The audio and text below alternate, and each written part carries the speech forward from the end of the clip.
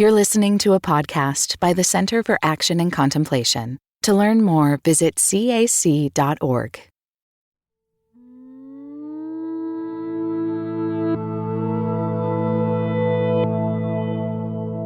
Hello, everyone. This is Donnie Bryant. Today, with great sadness, I am not here with my lovely co-host, Dr. Barbara Holmes. Today, I'm actually with our dear friend, Corey Wayne, who is the Director of Events and Production at the CAC. And Corey has been a partner with Dr. B and myself in the production of The Cosmic We. Today, Corey and I together would like to share some very unfortunate news to some and a reminder to others that our lovely mentor, friend, mom, Dr. B, has transitioned from being an elder into the great community of saints as an ancestor. She's passed on, and today we are still processing. We have been able to celebrate her life, her legacy with family and friends and with our community at the CAC. But we wanted to take a moment to share with our listeners and our community here who support the CAC and the Cosmic We some of our memories and our experiences working with Dr. B here on the Cosmic We. You got anything, Corey, you wanted to share with our friends and our loved ones who have journeyed with us over this last, 5 or 6 seasons? One of my favorite things about working with Dr. B over the last 4 years is she, more than most people that I can ever imagine, was a great mirror. And what I mean by that was I did not know her when we first started working together.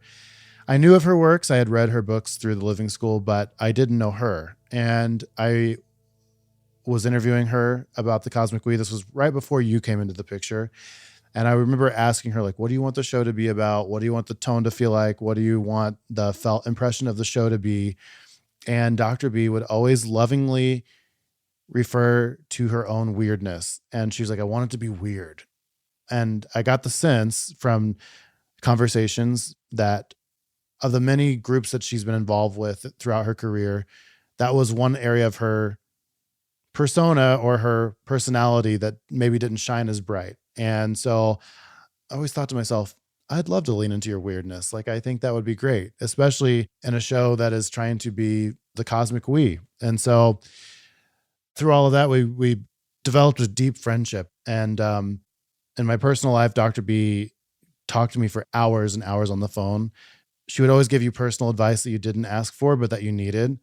And I always appreciated that about her. She advised on my undergraduate degree that I was doing in my 30s because we shared a degree in sociology. She was a great mentor at advising me through cultural difficulties and also a pro at dating advice whenever it was needed. But Donnie, I'm curious, you've known Dr. B much longer than I have. Who was she to you? And then later I would like to hear about the funeral. I know you got to do the funeral. So yeah. When I first got the call from George, Dr. B's husband, that she had about a few days to live, it was really shocking, Corey, because we had discussed so many things recently about, plans, things that we wanted to do. We had, meetings that we were going to meet at and get together. I had planned to go down, spend some time with her when she was able to physically walk again. So we had all these plans that are now unrealized. And I realized how much she meant to me, not just as a partner on the Cosmic We, Corey, but as almost like a mother figure in my life. I tell people I almost forgot how the age gap that we had, because Dr. B, there was such a joy, a childlike joy that she always carried. She was hilarious. She had a sense of humor that was just always present. There was a sense of honesty. And I was fortunate enough, as you indicated, to be at the funeral. I officiated and gave the final eulogy at her funeral at the request of her family. And Corey, Dr. Victor Anderson, who was her PhD advisor at Vanderbilt, he said that one word he defined Dr. B, or Barbara as he called it, Barbara A. Holmes. He said she was audacious. And he kept calling her audacious, audacious. And at the funeral, while he was saying this, I immediately realized that the A in her name does not mean Ann for her middle name. It means audacious. Barbara Audacious Holmes. I love that. But there was something that I think Barbara wanted all of us to know. She did leave a message, if you will, with her son, Jason Stokes. Jason was there, I believe, with Barbara on the evening before she passed, and Barbara was in and out of consciousness, as he indicated. And at the funeral, Jason communicated in a very beautiful way an encounter that he had with his mom. And he indicated that Mom gave him a message to share with people.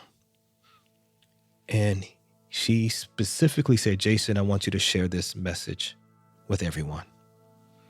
He said, tell everyone to forgive everyone for everything.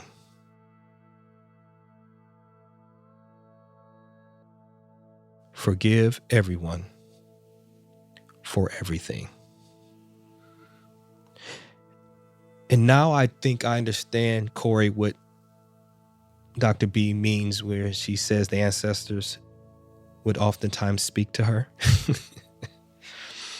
Because since her passing, since her transition, she has been speaking to me through some of these messages, some of these quotes.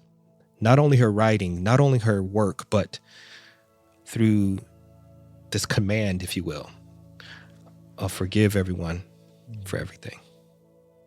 And it's so in line with that message of forgive everyone for everything is so on point for where we find ourselves culturally and for navigating this world. Because a lot of Dr. B's work was situated for a time such as this. I think like right now, we look at everything happening around the globe and in our own country, like everybody should be having their hands on crisis contemplation or race in the cosmos or liberation in the cosmos. Like all of her works are just like, she will live on forever through her works. And so I'm excited to see where we turn to next in this show as we work to keep her teachings alive. Absolutely.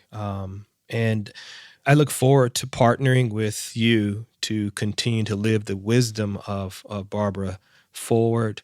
I'm excited to work in partnership to continue the beauty of her spirit and to share the learned wisdom, the experienced wisdom that we have with her, and to mirror that, as you indicated, to the world. It's not surprising that our final episode happens to be with Dr. Barbara Holmes' cousin, Linda Holmes. This episode, many of you don't know, was intended to be part of our previous season, but for various reasons, it was delayed and held back. And Corey, we were trying to figure out what's the best way to share this episode. This is a very unique episode. A unique episode specifically because it's two cousins having a wonderful conversation about their life as children. And so I hope you guys enjoy this upcoming episode with Dr. Barbara Holmes and her cousin Linda Holmes on The Cosmic We. As we leave you with this final episode, and if there's things that you would like to share about how Dr. B's work has impacted your life, you can share that with us by email at podcast@cac.org. That's podcasts@cac.org. Or you can leave us a voicemail at cac.org/voicemail. Any kind of feedback that we get, we will share with her family so they can feel the impact that she has had on your life. And with that, we look forward to seeing you in 2025 for a brand new season of The Cosmic We. And we leave you with this episode with Linda Holmes.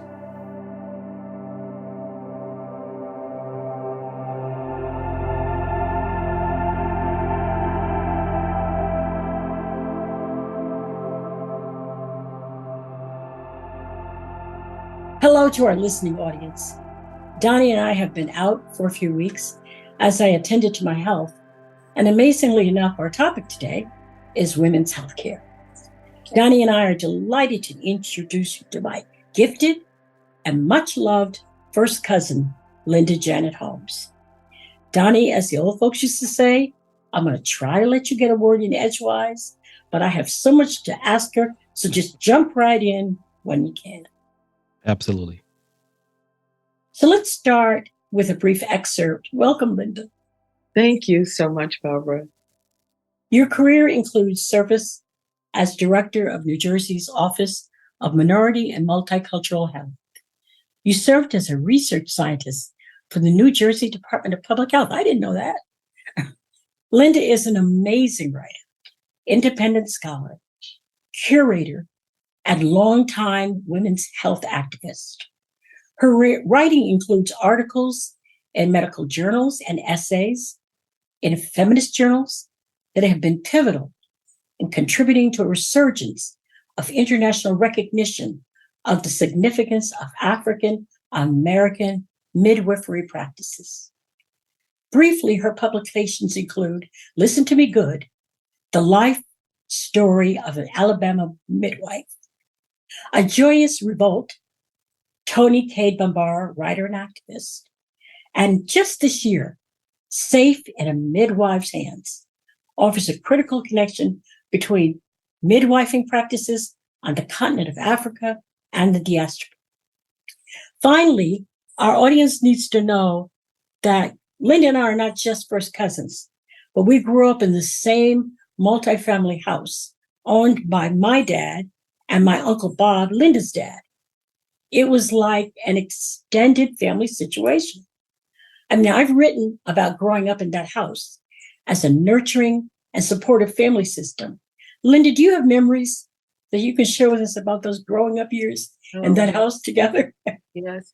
Barbara, thanks for that wonderful introduction. I think I would like to get a copy of it and send it to others when they introduce me. It really covered my life in a wonderful way.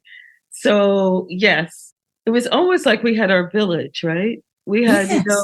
And when I was on the continent in Africa, it was often this family village where there were generations in their huts, in their circle of family.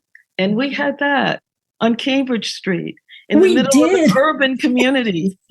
Oh boy, was it urban. Yes. And East Orange is like 4 square miles, right? The whole town, 4 square miles.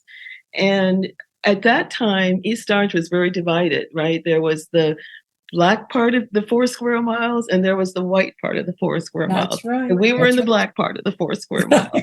But our dads were, I still don't know how they did it. I'm so sorry I didn't think to talk to my dad more about this. But, I think it was through the GI Bill. It was. Yes.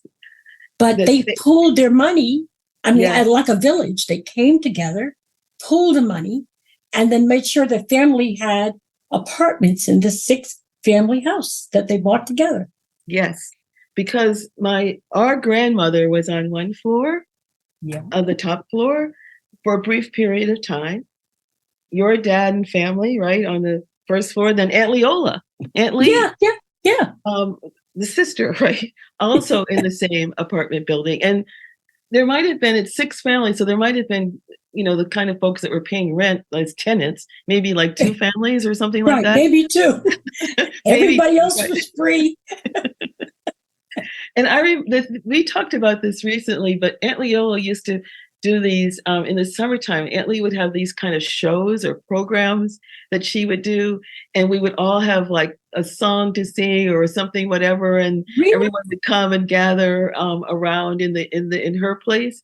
But it was and then the backyard, right? We had this the backyard. I remember that. Yes, where we would share that space.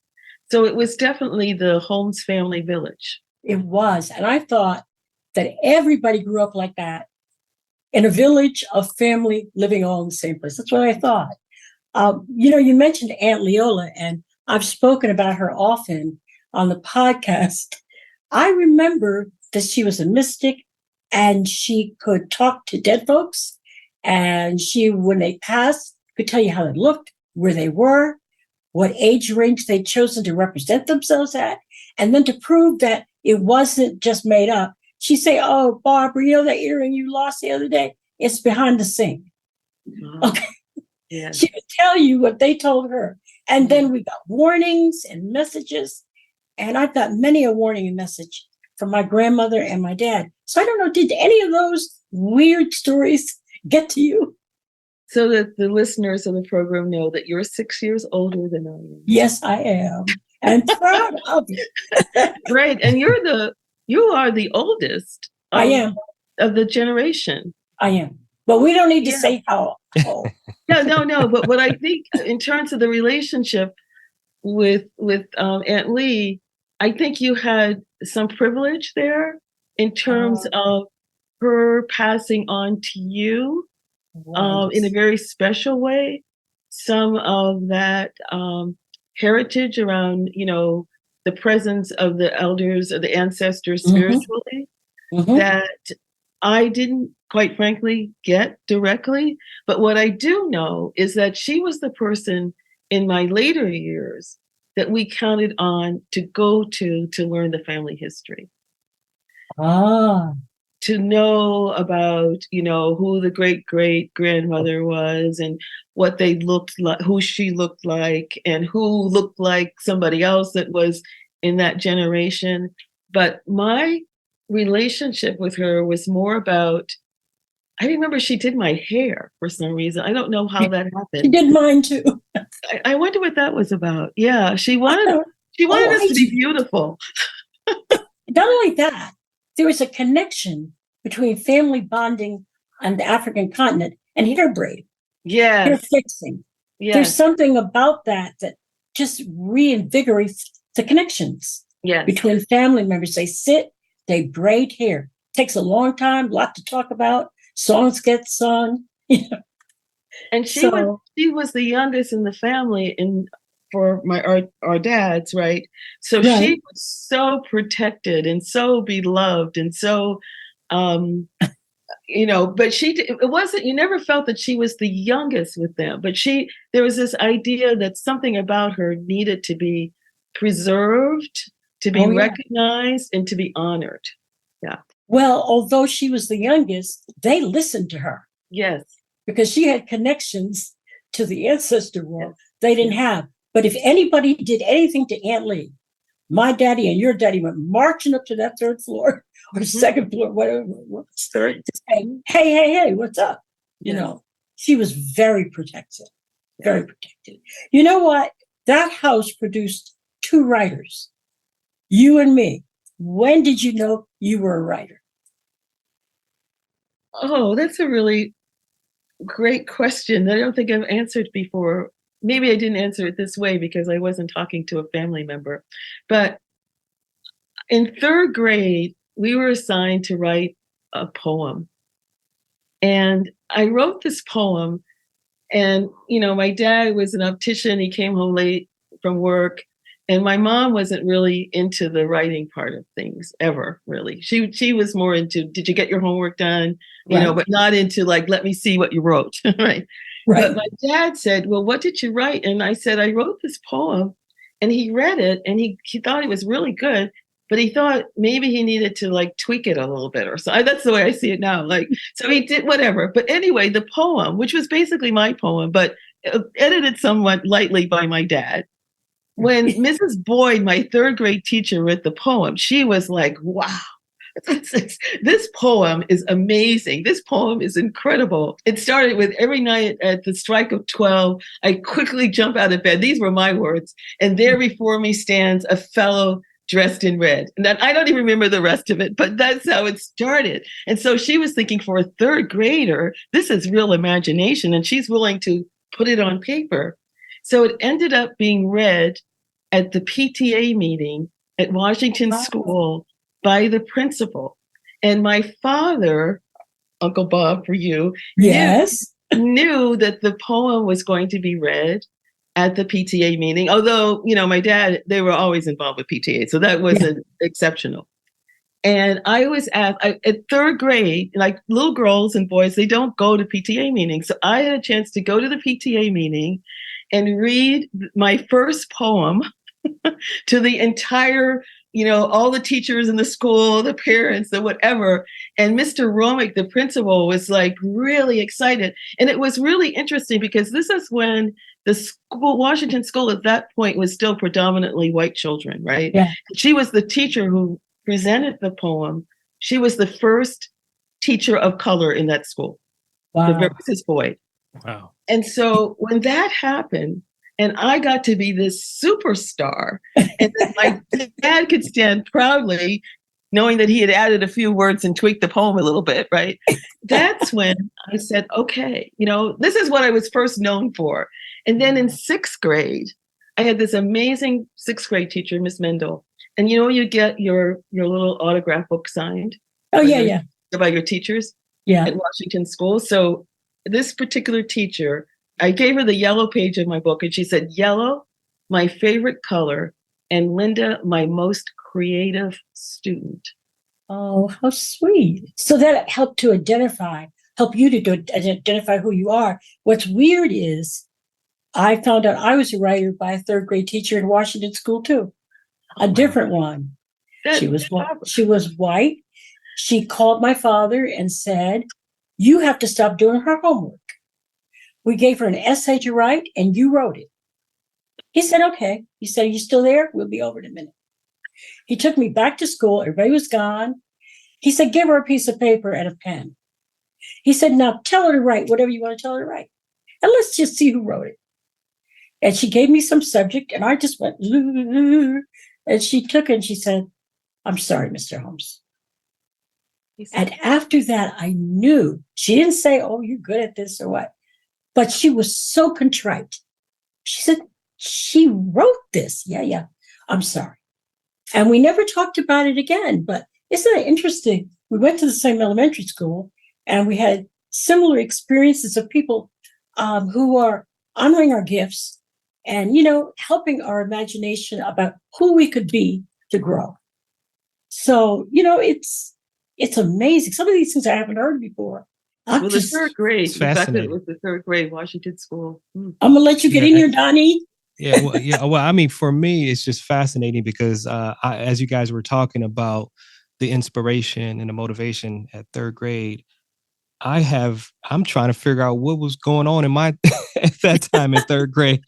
Oh, wow. So my brain is just trying to figure out. So I just think that's an amazing, obviously, connection, not only just the family connection, but the school district connection.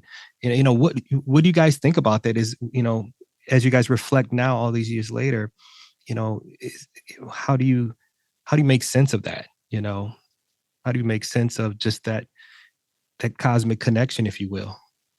Well, I want to hear what you have to say, Linda. But one of the things that taught me is that we used to say white people who chose to teach primarily, in an area where there would be Black children, would give to us as much as you could get in your family home. So basically, they taught us Latin to sing Latin Christmas songs. They did not presume we couldn't do it. They gave us assignments that were right up to par with anybody's. They didn't assume we could not do anything. So, I mean, there was just a sense of expectation and requirement to be excellent, whether you're a white student or a Black student. So that's what I experienced. Yeah, and I think the thing that I also remember, though, about Washington School is the white flight in terms of the students. Okay. Because I was looking at my kindergarten picture and I saw the number of white children, and it just, kept decreasing. By the time that I was in sixth grade, it was a majority Black school. However, we had an amazing principal. Mr. Romick was an amazing principal. So in the midst of this white flight, there wasn't this abandoning of the teachers. Do you know what I mean? Like sometimes when there's a transition in terms of the makeup of the student body, then the teachers are like, I want to get out of here. I want to go someplace else. But I think the quality of the principal and the quality of the teachers that were there prior to the white flight, who stayed and maintain the Washington school experience, which was among the schools in East Orange. It was one of the outstanding elementary schools in our 4 square mile city. Right. In our 4 square mile village. Yes, of East Orange. Yeah. Well, we've reminisced enough. We'll have to spend some other time catching up. But I want to talk about birthing justice and the role of midwives in the lives of Black women. Most of us are familiar with justice movements with regard to the rights of Black and minority people, but we don't think of birthing justice. What is birthing justice? Yeah. So in the book, I start with the story of my own childbirth experience. And I talk about the fact that I was in my late 20s. And I talk about the fact that I was not far removed from we'll just call it for the moment, the Black power, but the Black civil rights justice movement, right? And when pregnant, I began to learn a little bit about what was going on in the feminist movement, about choice and about having control over our own bodies and having wisdom about the way whether we wanted to have a lot of medication during the time of birth, who we wanted to have with us during the time of birth, the place of birth, whether we wanted to give birth in a birthing room, in a hospital, at a birth center. But this was primarily a movement that was in the white feminist community in the early and mid 70s. But when I took my childbirth education classes in a very, I was taking my classes on the upper lower east side in New York for some reason, because I wanted to find the best childbirth educator in the metropolitan area to take my classes with. And it was Elizabeth Bing, who was a renowned, had written books, had been a part of academic studies and whatever.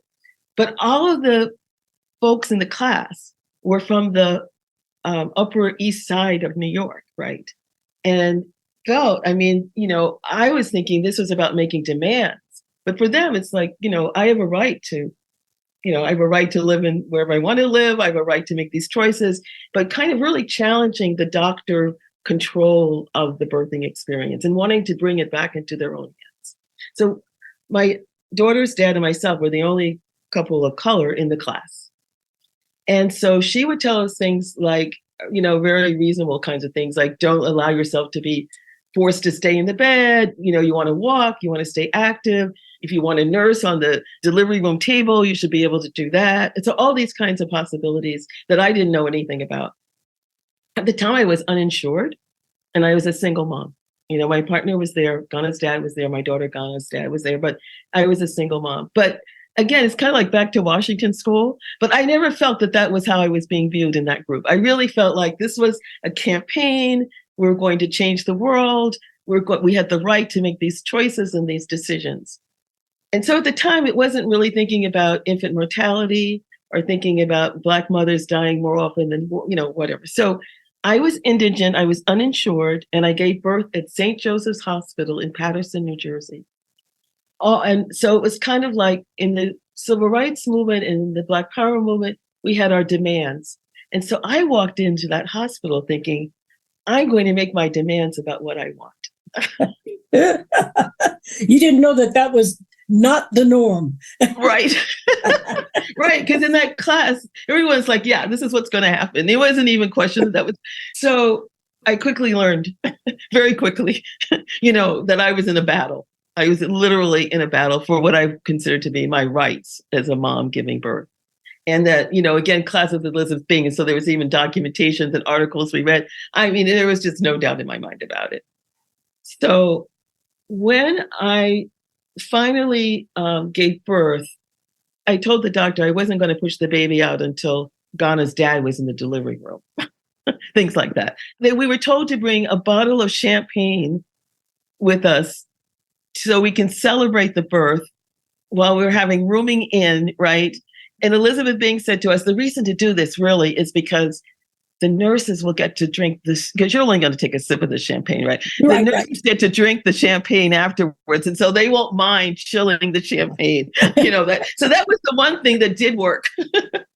But after that experience, disappointment, I went to get my master's degree in public administration, but I focused on the right to choose, the right to where do you want to give birth, and also beginning to look a little bit about birthing outcomes.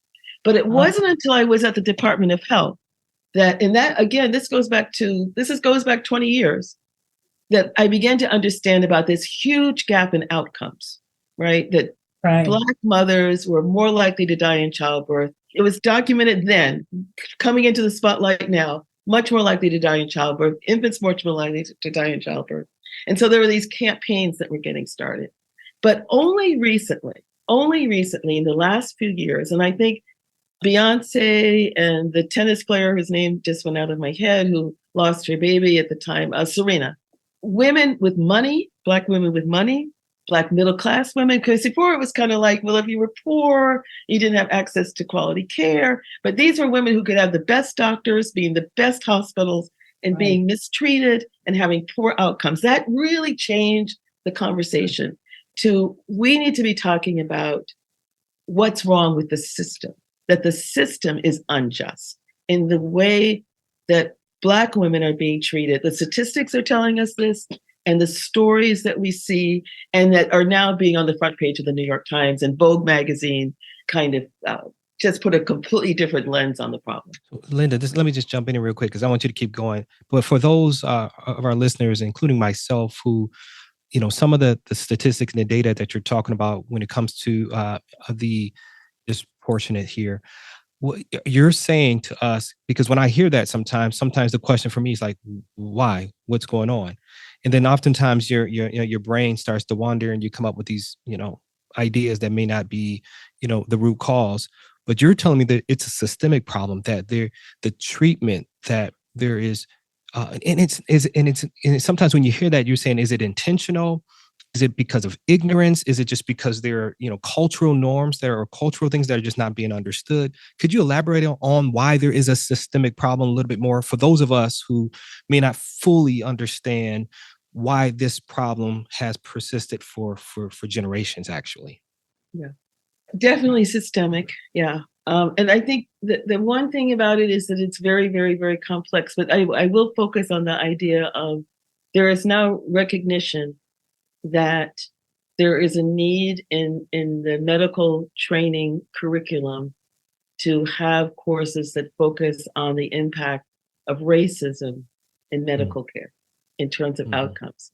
And the most often quoted study was actually done in the state of Virginia at the University of Virginia, when they did a study that looked at how pain medicine was being approved or given to patients who said that they were in pain and needed some kind of way to reduce their pain. And this is in the course of childbirth, but it wasn't necessarily only in childbirth. And in a very structured and scientific research approach, they found out that, in fact, the predominantly white doctors in the residency programs believed that Black women had a higher tolerance for pain than white women. And that article has been published, like, I don't know if it's the medical journal of the Journal of Medicine, but published in one of the most renowned journals of medicine in the country. So the issue of bias, and it's really not surprising that, students who are in medical schools are often have gone through the whole pipeline of education without having a lot of interaction with others who are different from them in terms of race and ethnicity. So there's a lot of assumptions that come from TV and other sources. But to know that when a pregnant mother in labor says, I'm in pain, I'm uncomfortable, and the doctor says, you'll be okay, not even trying to understand what is underneath it. And that is because there are assumptions made about tolerance of pain, or assumptions made that the mother is exaggerating. But a woman who is not Black, who says, I'm in pain, this is how they did the comparison, they believed her. They took the appropriate action that was needed in that circumstance. Linda, in Boston, there was a similar study recently teaching Boston medical students that African American skin is thicker than white skin. And the way that plays out is that when people have to have injections or blood drawn, and I have had to have that. When I go to a hospital, I have had nurses say to me, that doesn't hurt. I mean, you are African American. And for a while, what does that mean? You know, but when people are sticking you with needles, that's not the time to ask them a question or to check them. You just shut up and let it happen. But you know something's wrong. But here's what I want to say to you about how could people in the general population not understand the practices that begin with racism and slavery don't have those procedures and assumptions built into whatever they do. So, I mean, midwives begin because no one would give healthcare to slaves. No one would help birth babies of slaves. I mean, so speak a little bit about, I don't know whether it's, what do you call it, benign ignorance or a lack of understanding that this was rooted in abusive, oppressive, systemic racism. Yeah. It's interesting because in a very bizarre way, there have been some studies that show that there may have been more value in how care was rendered to enslaved Black women than how care is rendered to Black women today because of the money, because of the profit, that they needed a healthy workforce, right? They needed healthy babies to be born to continue to fuel this system of enslavement. And that the doctors actually, you know, we have doctors on a pedestal, but this whole idea of medical education is a relatively new one, comparatively speaking. I mean, midwives have been with us from the beginning of time, right? But this whole idea of medical education was, you know, even in the 1920s, this whole issue of doctors washing their hands was a problem. And I'm talking the 1920s, that, you know, that they're, what we know, the problems that are existing in medical education now, it's still a very, very short history. But midwives were actually very successful caregivers under the circumstances. And it's somewhat unbelievable in many ways that midwives were able, you know, when women were poorly nourished, working long hours, that they were able to provide a safe birthing space under the worst circumstances and have a positive outcome. Whereas today, right, 400 years later, we are still struggling with the whole argument for getting rid of midwives was the infant mortality rate is too high. And so if we move everybody into the hospital, and if we have these, you know, educated medical doctors, then we will reduce the infant mortality gap, right? They will have some equity.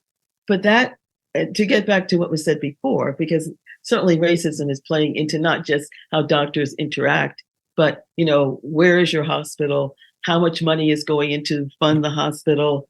Who are the doctors working in the hospital? Who are the, you know, it's a very complex system. And I think with the birthing justice movement, the one thing that I've learned from working with the health department is it's a very complicated problem, and that there is not a solution, an overnight solution to this problem, right? Because infant mortality also is a measure of the community as a whole. It is a measure of, you know, access to healthy food. It's a measure of environment. You know, like if you are sick when you get pregnant because of the inequities of your community, then the chances of having an unhealthy childbirth experience. So the birthing justice movement, which I think is much more than healthy mothers, healthy babies, which is how we were talking about it 20 years ago, is looking at the entire community, looking at the issue of racism, looking at the complexity involved in coming up with solutions. You know, one more thing I want to add is that there's someone in the book who's a doctor. She gave birth when she was doing a fellowship at the University of Virginia. She was not anticipating having a cesarean section. She was awake and aware, and she wanted to engage in a conversation with her peers. And at some point, she says, I became, in spite of being an MD, in spite of having this prestigious fellowship, I became a Black woman. And they were no longer listening to me, right? They were saying, we know what's best for you, but not even willing to have a respectful conversation.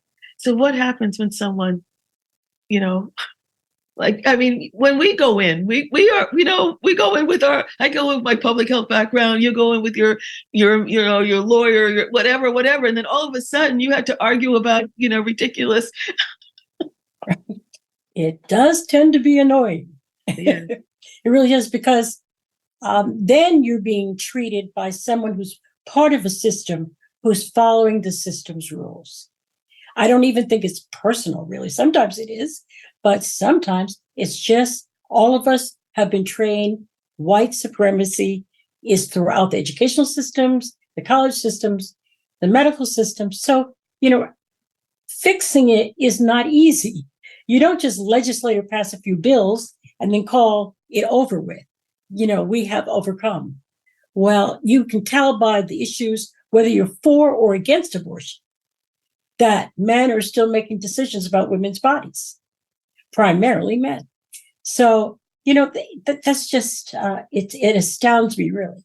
But what I want to get in here with Donnie is, you've told the birth story and this amazing story about the doctor who encounters racism, and I want to hear from a man's perspective, because Donnie is a dad, a wonderful dad, I might say, very involved dad. So what was your birthing experience? You don't have to have the baby to have a birthing experience. Yeah. It's a great question, Dr. B. I know when I was struggling as I was preparing Linda for this interview, because I knew how, close you guys were as family. And of course, your book, it's an amazing book. And the interviews were so fascinating.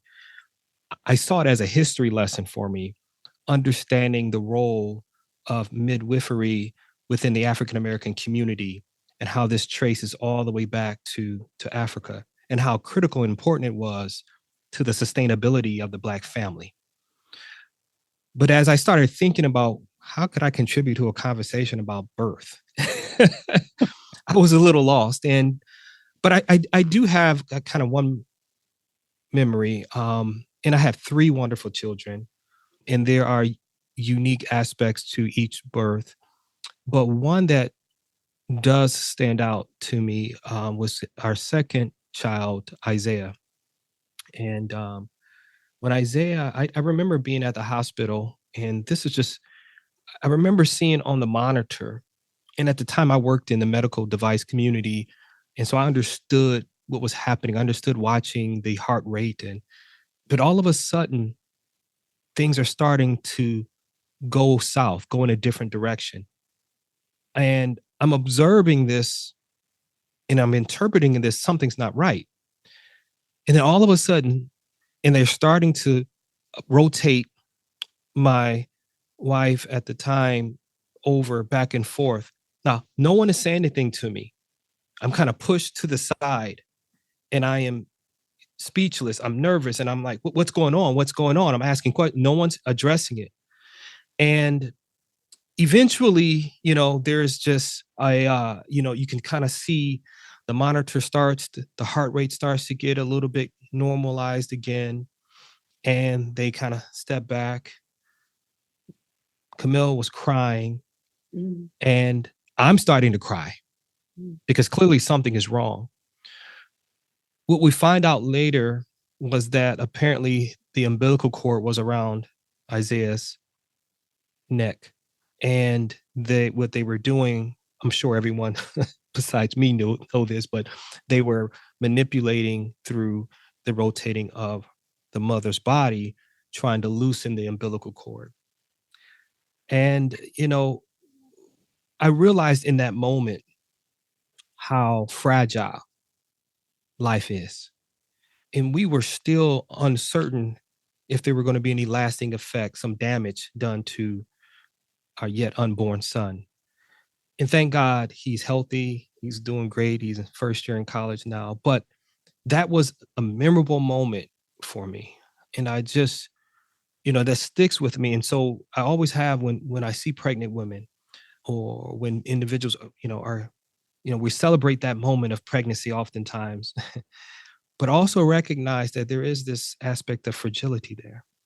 And for me, I'm reminded because of my own experience. And, and when you do have, the gift of a healthy child and a gift of healthy life, and even when things are not so what, there's still a gift in that. And I think we always have to be reminded that, life is precious regardless.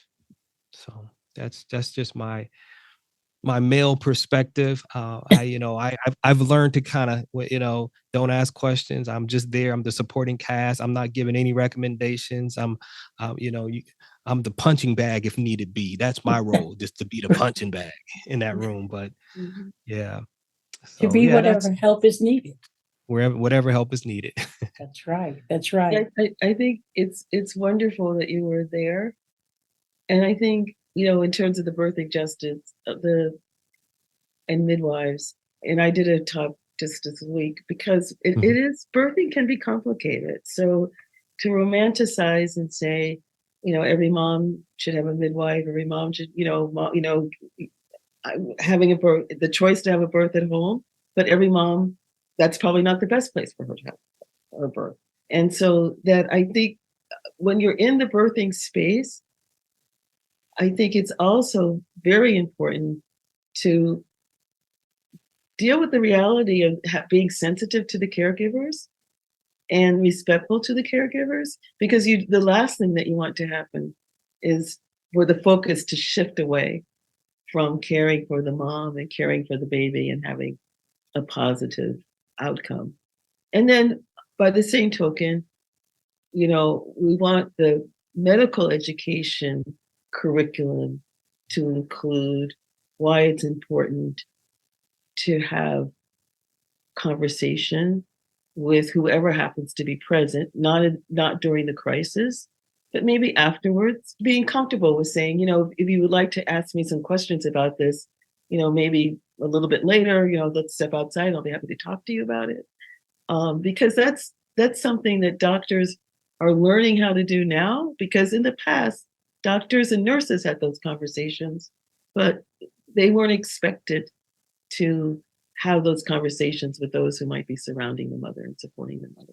So I think you're to be respected because there's all kinds of ways you could have responded. You knew your place at that point was to be this tower of strength and comfort and emotion to keep the peace in the room for those healthcare providers to do the work that they needed to do at that critical moment.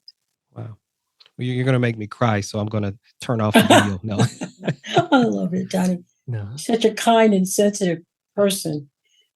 Linda, you've just recently found out, did you say, or was it in the book, that you had a midwife in your family you didn't know about?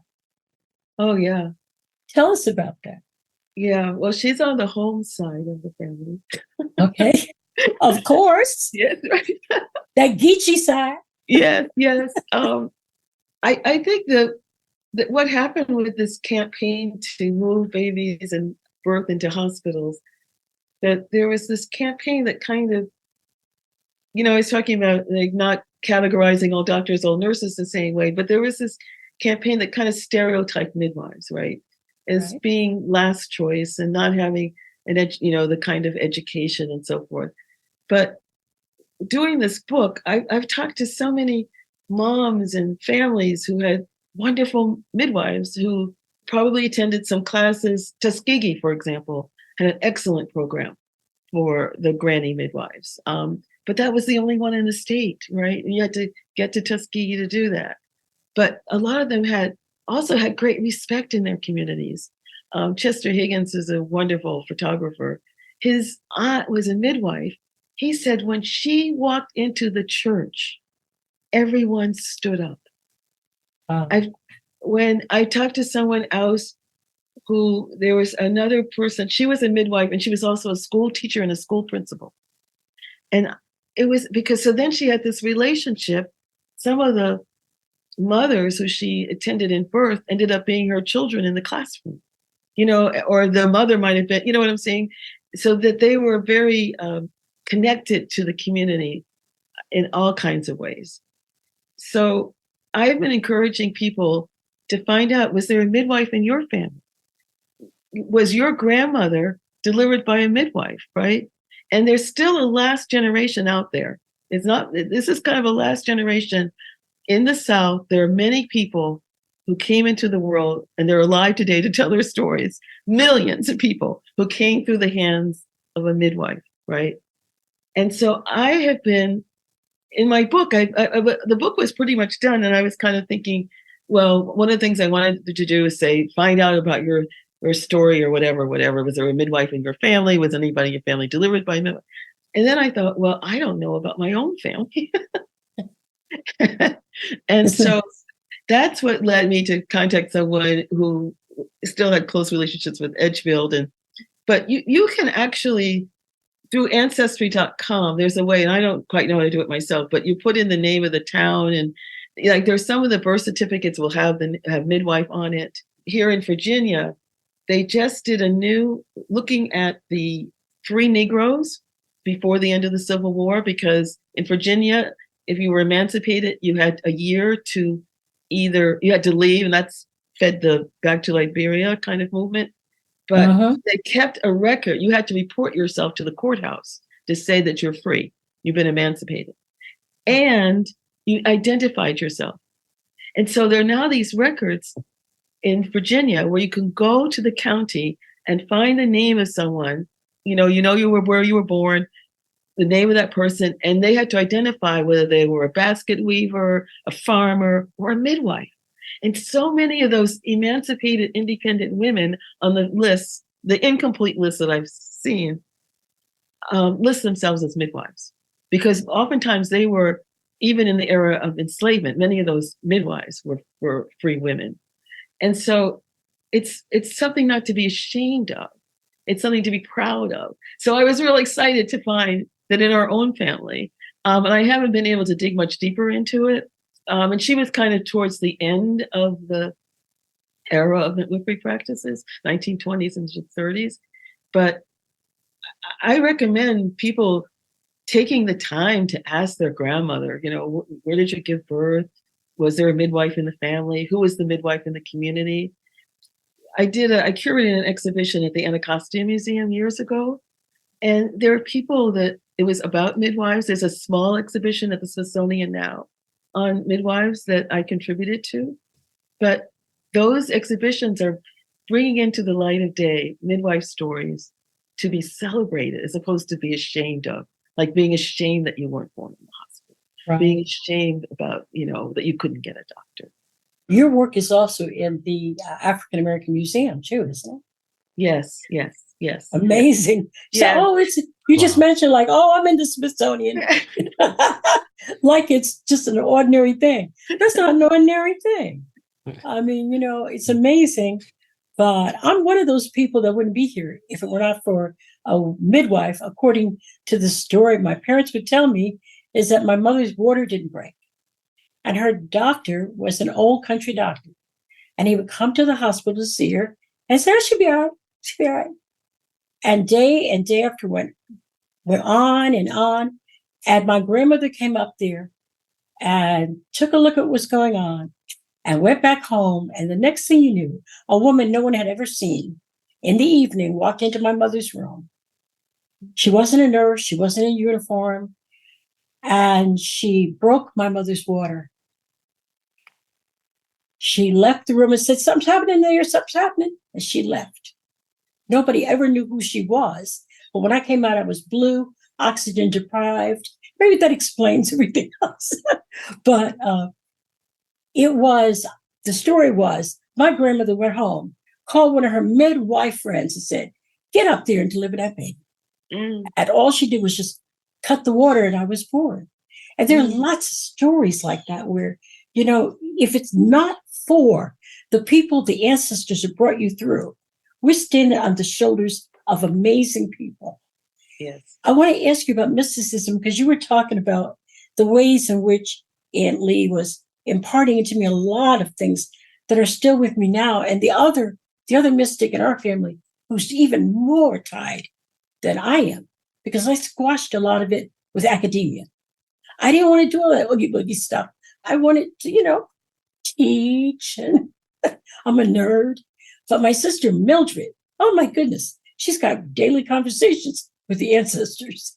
So between the two of us, we were really infused with mysticism.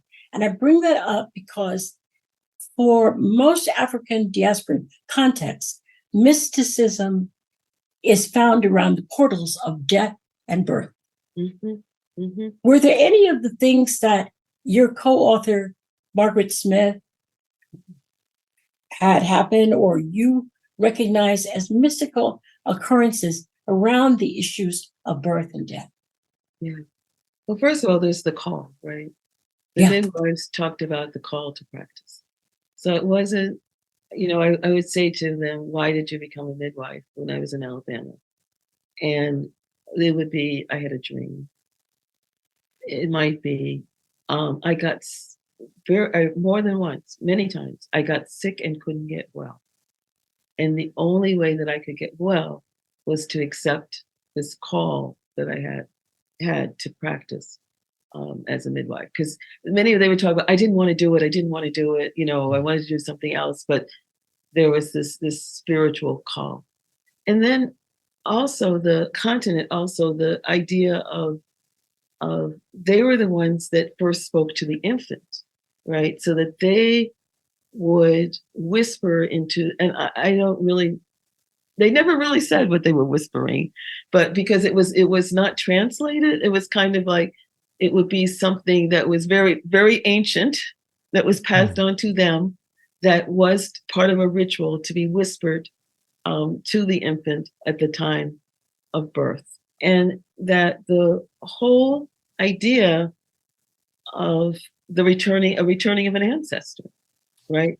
Yes. The birth is the returning of an ancestor. So even with the naming idea, some of that was influencing how a child or how the newborn was named because of this returning of the ancestor. But this whole idea of birth being connected in this circle idea. Yeah. I just find, Linda, it fascinating that you referenced the mystical experience of the call, because it's very, particularly in the African-American preaching tradition, the concept of the call to ministry, right? It's not just a call to pastor or church, but it's a mystical experience between the individual and the divine. And like you said, it's often resisted. In many of the stories, there's this resistance, but an ultimate surrender. All right. It's almost like you have no choice. And I love the way you made that correlation with the mystical experience, but I really wanted you to elaborate more, because I remember in chapter 7 in your book, you talk about the rituals, and you were referencing the ritual of the whisper, which I just find that just to be so fascinating. But there are other rituals that you discussed in there. You talk about the burial of the placenta. I think you talk about massages, right? And then there's something about the practice of a prayer and the birthing experience. And could you elaborate for our listeners a little bit more on how these ancient rituals will often continue to be even practiced today? Because I do remember somehow maybe it was with my grandparents or with my mother, this idea of massaging the baby, and I just thought that's what you did. That's what everybody did. It's like, so, but wow, I find it fascinating. So could you elaborate a little bit more, Linda, about that? So where did your grandparents live? So switching it's around funny. Tennessee. So on there is this tradition, and I was sharing with Barbara before the call that there is a story about the Bryants going all the way back to the 1700s, particularly 1800s. Sherrod Bryant, and this can be Googled. He was a free black man, and he was the wealthiest free black man in the Nashville area. And and I did the ancestry, and I have all the census records all the way going back to the beginning of the census, and even before that, property records. And it was fascinating to be able to paint a picture and to find a sense of ancestry and connection through that. And so Tennessee, I would say, is in Kentucky, just on the other side, Allensville, just on the other side, because as you know, that was a border between the Union and the Confederacy. And so there's this kind of migration from Nashville to Kentucky, and then ultimately to, that's on my grandfather's side. On my grandmother's side, they go back to West Virginia, I think it's Bluefield, West Virginia, right in the coal mines in that area. My great-grandfather was a coal miner there. And so there's some great stories going back to that way, in that part of the country. So, and I do remember what the question is. Yeah, I wanted you to elaborate on the rituals, because you spoke to us about the whisper, and I think for our listening audience, there's some great wisdom there. But there are other rituals, I think, that are even still practiced today that I really wanted you to try to make those connections for our listeners for. Right. So you mentioned the burial of the afterbirth, following birth, and the importance of that. And it was something that when I was in Alabama, because I grew up in New Jersey, so the idea of, keeping the afterbirth and burying in the ground just seemed like a completely foreign, crazy concept. And, when you have a baby in the hospital, they're tossed away. But seeing it as more as the afterlife, the source of life, that the afterbirth is a source of life. But when I was in Ghana, I had someone to kind of reenact the ritual of the burial of the afterbirth. And they actually had a special clay pot, which they would prepare with something soft like grass or whatever. In Alabama, they talked about cotton, but seeing this as life, right? The afterbirth is life. And that the afterbirth would then, in a ceremonial way, be prepared to be buried a certain number of feet under the, like 6 feet under.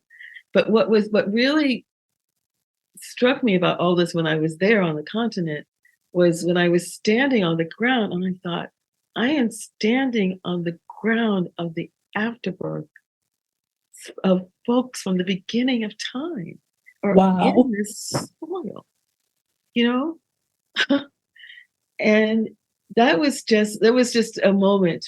It was one, there were a few moments, but that was one of the moments, right, that happened when I was there, to understand where I was standing, not just standing on ground, but I was standing on the ancestral spirits of my ancestors.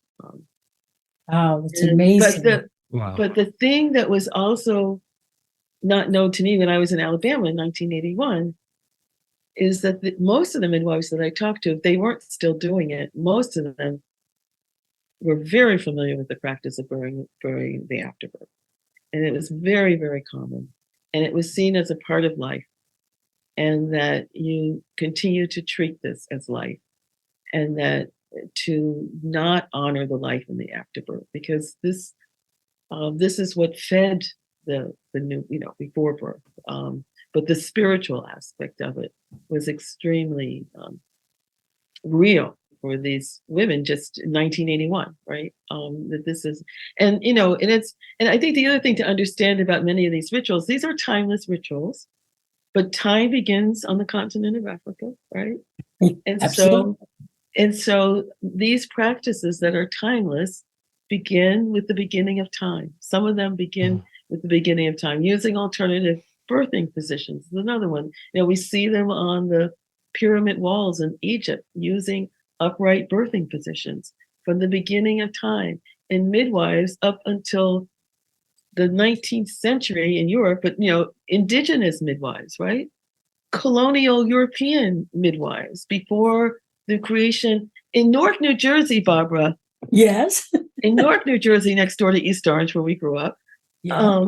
There was a study done in the 1920s looking at the outcomes of immigrant midwives from Italy, France, Ireland, whatever, and comparing them with doctor outcomes.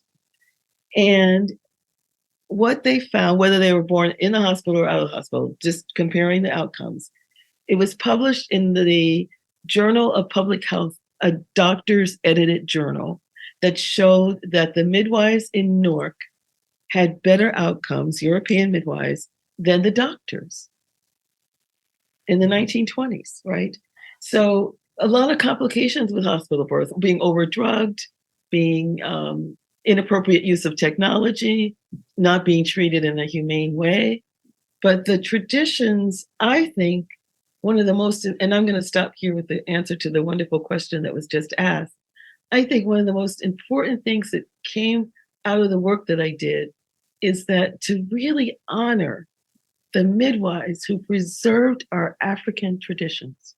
That is what my call to do this book, to honor the fact that in spite of the Middle Passage, in spite of enslavement, in spite of Jim Crow, in spite of what we're going through now, right?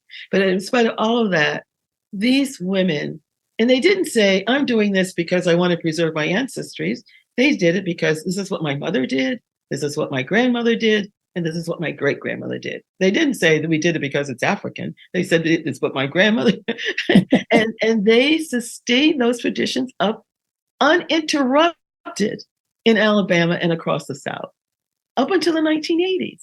You know, like if we want to count time in Florida, right? You know, for 1,000, these women held on to these women-sustained traditions. And it's not, you know, for good reason. You know, they had positive outcomes. Right. I'm going to end this first part of our conversation with what you were just talking about, the ways in which communities sustain one another. Because, Linda, I'm afraid this is going to be a two-parter.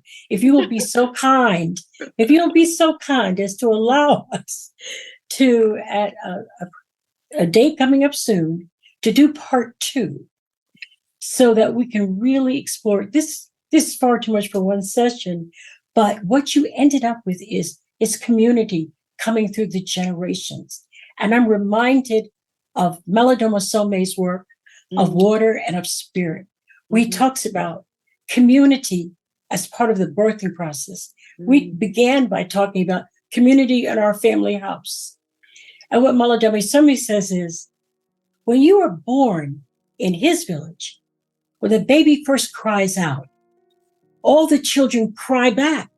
And he says, what must it be like to enter the world, cry, and have no answer? Thank you, Linda, for an amazing conversation and for your amazing contributions, Donnie. Thank you, Part 2 coming up. Thanks so much, Johnny. Thanks so much, Barbara. Thank you, I'm glad everything, our conversation actually happened. Yay. Thank you so much. All right. Thank you. Thank you.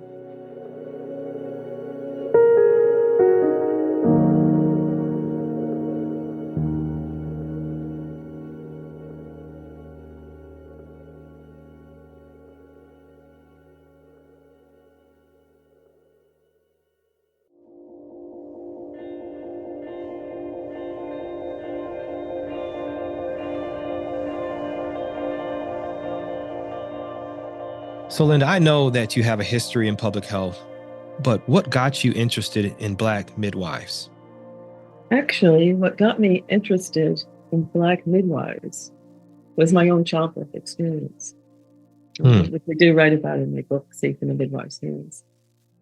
I was disappointed. I had taken childbirth education classes. I had done a lot of reading. And for the sake of understanding where the women's movement was at that time, I'm talking about 1978. And so we're just beginning to see this idea of choice and women wanting to take control over their own birth experiences. So I went into the birthing space with the idea of wanting to be able to be awake and aware, having an opportunity to be mobile as long as possible, having my partner with me throughout the birthing experience and in the birthing space. And shortly after arriving at the hospital, a completely different scenario began to unfold. And happily, I had a very positive birthing outcome in terms of my daughter. This again was 48 years ago. You know, I was able to nurse on the table, breastfeed on the table, which was unusual at the time. I was able to have her dad with me at the time, which was also unusual. but it was a battle. Mm. And my reading continued to inform me after that event that many of the things that I wanted in my birth experience were at the core of the practice of midwives, providing support, providing comfort, and respecting a woman's decisions about what she wanted in the birth experience in terms of not having unnecessary interventions. And so that was my wake-up call, so to speak. And I was fortunate enough, maybe 2 years after my daughter was born, to land a job with a nurse midwife program at the University of Medicine and Dentistry in New Jersey. Mm. And that was the beginning of what led to the book that came out 48 years later. Wow. This is kind of me, Linda, really thinking about it. You talked about 48 years. I shouldn't tell my age, but I'm 49 right now. And just to imagine, what that was like. And, it's just fascinating to me. I do want to end with this question here. Tell us about your book and the connections between African and diasporan midwives. Just to back up a little bit, when I was working with the nurse midwife program, I became very aware of the fact that the American College of Nurse Midwives essentially was respecting and documenting and wanting nurse midwives to know the history of nurse midwifery in this country. And essentially, it begins with Appalachia and the horseback riding midwives from England, that model of care. But the stories of Indigenous midwives, immigrant midwives, Black midwives were left out of that first story around midwifery. And I, having a lifetime of interest in Black history, began to explore the why not of that, which led me to do some oral histories in the South with Black midwives who have been practicing essentially, 400 years since the beginning of the arrival of Africans in this country. And when I interviewed them, one of the things I learned about were some traditions and practices that were very different, but sometimes connected to the practices of nurse midwives. But these practices were being thought about as superstition or non-scientific, not fitting into the medical model. And it was one of the reasons that it was argued that Black midwives should not continue, these granny midwives, these historical midwives, that passed on their practices generation after generation, should not continue. And I began thinking about what these traditions and rituals, where do they come from? And I started talking to midwives who had practiced in Africa, and some of the rituals and some of the traditions that I was describing, they said, that's what happens in birthing experiences in Ghana, or that's what happens in a birthing experience in Kenya.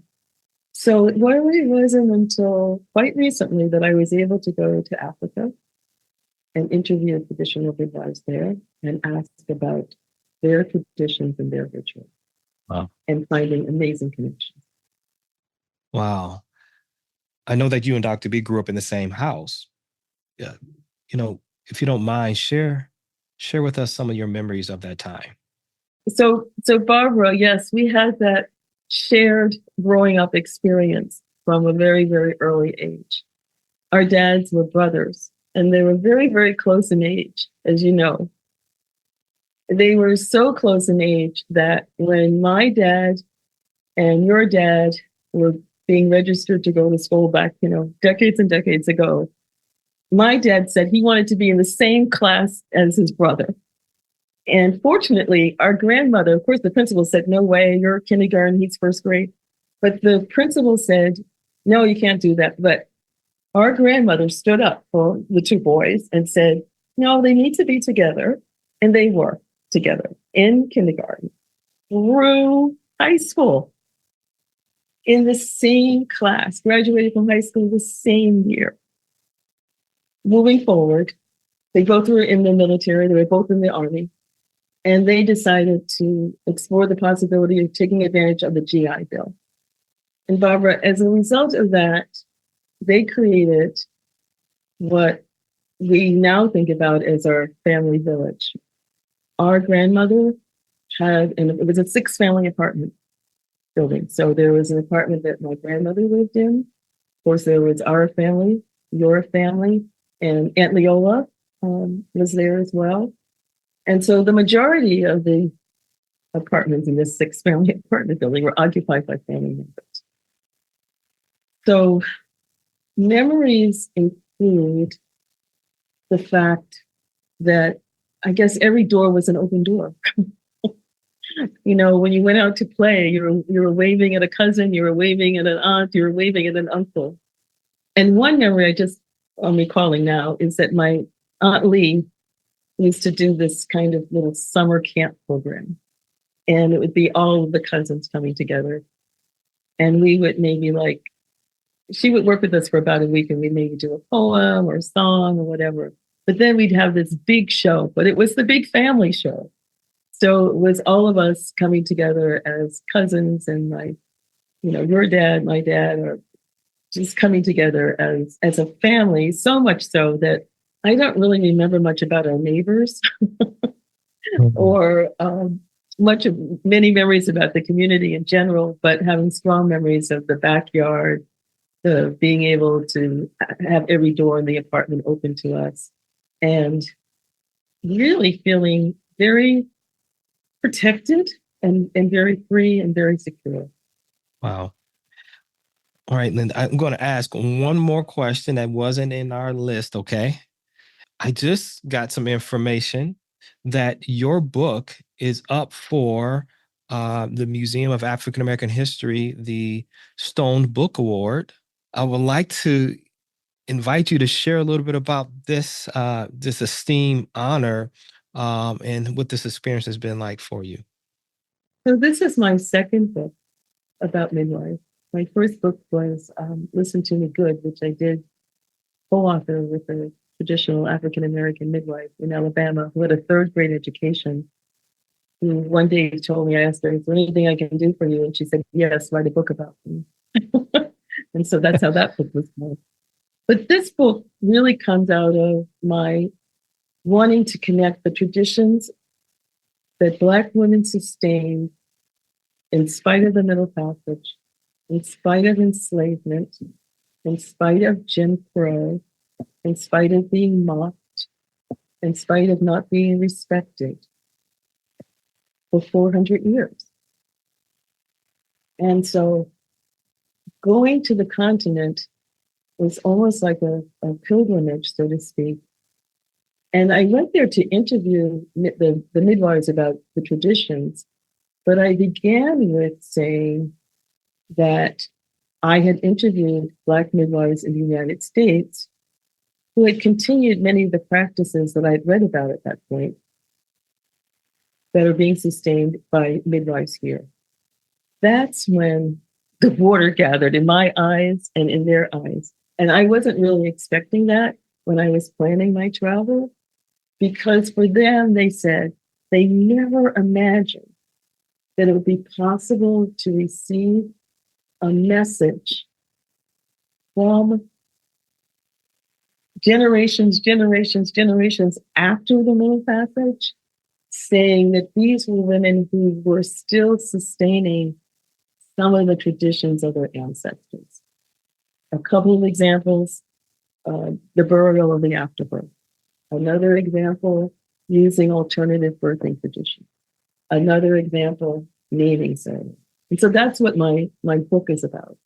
It's a book of stories. I didn't, it's not in the anthropology or the history or whatever, but it's really about bringing the voices of these women into the world and seeing the connections with the birthing justice movement, seeing the connections with what women are wanting and seeking in birthing care today, And I was amazed by the company that I was keeping in this, being honored for this book. Totally unexpected. But I really feel that the honor it's really a collective one that I share with the voices of the women who told me their story, both in Alabama and in the country. You know, as a male who really doesn't oftentimes have a lot of experience with, you know, the birthing traditions and just the birthing process, right? What your work is, the genius behind your work, from my interpretation and perspective, is that it's really African American history. It is, you're really giving us an insight. The benefit of the of midwives is connected to the ongoing of African American history. And that's really what I've started to see. And I didn't see this before. I was aloof to this. And you know, it's like, without midwives, there is no African American history in America. And I think that's critical to this. Like, that's what we need to understand from your work, is that, so when I think about African American history, I should also think about midwives, right? And to me, I don't think I had that understanding prior to this. And so I appreciate, you know, what you bring. And so now when I hear the word midwives, I automatically think African American history and the traditions that come along with that. So thank you.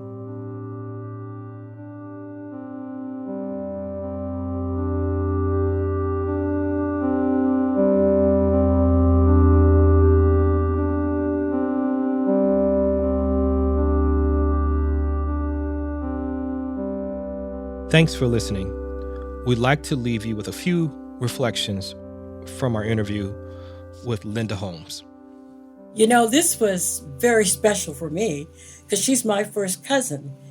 And I have to admit that I had so much fun in this interview, probably too much fun.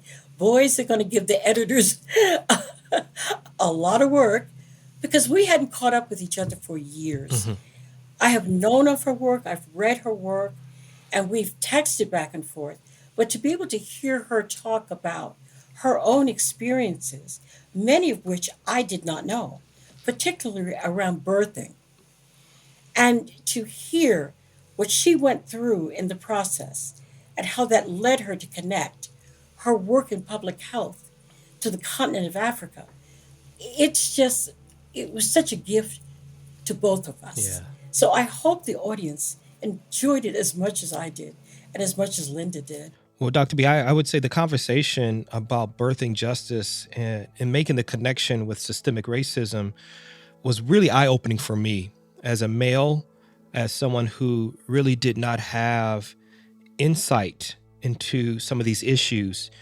It allowed me to be more sensitive and to recognize the importance of the gift of midwifery and the presence of midwives in our community, and the historical gift that the role of midwives have played within the African American community. It was like a history lesson for me. And me even too. Yeah, and even metaphorically speaking, as we, you know, extrapolate this concept of birthing, looking at birthing as a metaphor of bringing forth new beginnings and new life. And so, you know, Dr. Beatty, it was a gift to be able to see you and your family member reflect on your childhood, but also was an even deeper gift to be able to learn something more significant about how the role of birthing justice and systemic racism, how that has played out in the history of the Black community within America.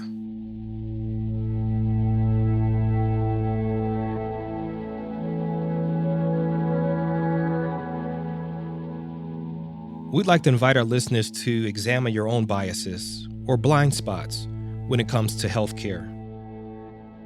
Where might you have unconscious assumptions about race, gender, or even socioeconomic status? And how can you change those assumptions? How can you challenge those assumptions? Thank you for listening.